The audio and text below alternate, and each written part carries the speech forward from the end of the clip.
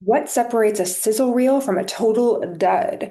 Hello, I'm Stephanie Toma, public speaking coach for founders, and I'm going to let you know some things, some key ingredients actually, to a sizzle reel that actually titillates. Okay, diving in. Number one is to start with a grounding visual. The first thing I want to hear is your voice, a compelling quote, but maybe we don't see you right away.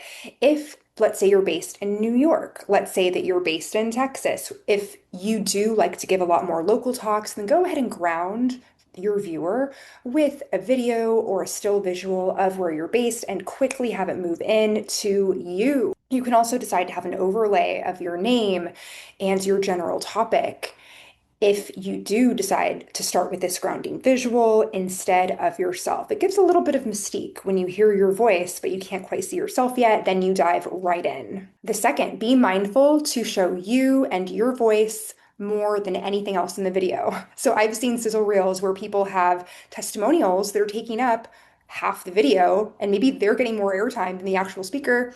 Don't do that. Or I've even seen videos that are silent where the speaker is doing a lot of hand gestures and maybe you don't hear their voice the whole time.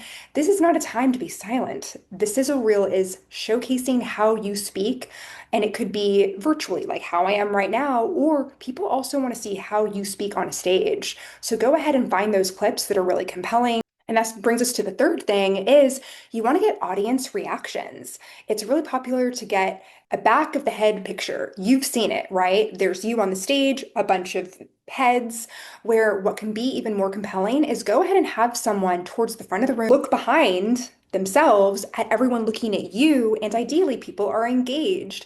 And to get either a still shot or some video of that footage is going to help solidify you as not just a speaker who's been on these stages, but can actually hold attention. Four is behind the scenes. So, this is an opportunity to have your videographer stalk you a little bit and watch you get set up, watch the rapport you have with the event organizer. At the end, if you're signing copies of your book or you're taking pictures with people after giving your talk, go ahead and let people in behind the scenes because the people watching the sizzle reel, they want to see how you are on stage, but ideally, they want to work with you and they want to see that, oh, look, this person has a good, friendly business acumen. So it just entices them all that more from what can seem kind of two-dimensional when you see someone simply elevated on a stage. Number five is to have testimonials throughout. So it's really clutch if you have spoken testimonials of someone who's really inspired and saying, wow, or one of my main takeaways is to follow my heart. One of my main takeaways is, or I feel so fill in the blanks. The more emotional, the better, within reason. Or if someone really took something tangibly away, you want to give them 5 to 10 seconds maximum of airtime, especially if they're well spoken, if they're representing your ideal client, then those are some things to consider when you're thinking about having sound bites of testimonials. But the next best thing that you should also have would be testimonials from larger conferences where you've spoken. You also want to have testimonials from attendees, or let's say you did a corporate lunch and learn from a Fortune 50 company.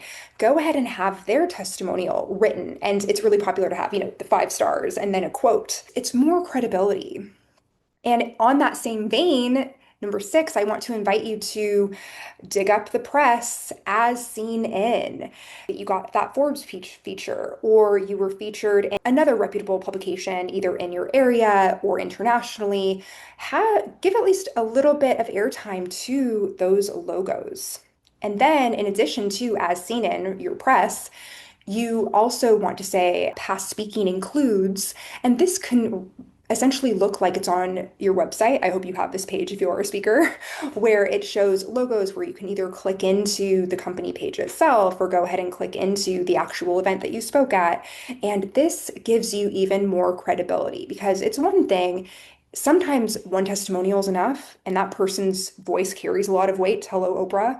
However, to have what you want to do is credibility stack and make sure that there's no shadow of a doubt that yes, you are a pro speaker. Number seven, don't forget to let people know how to contact you. Like with any good presentation, you have a call to action.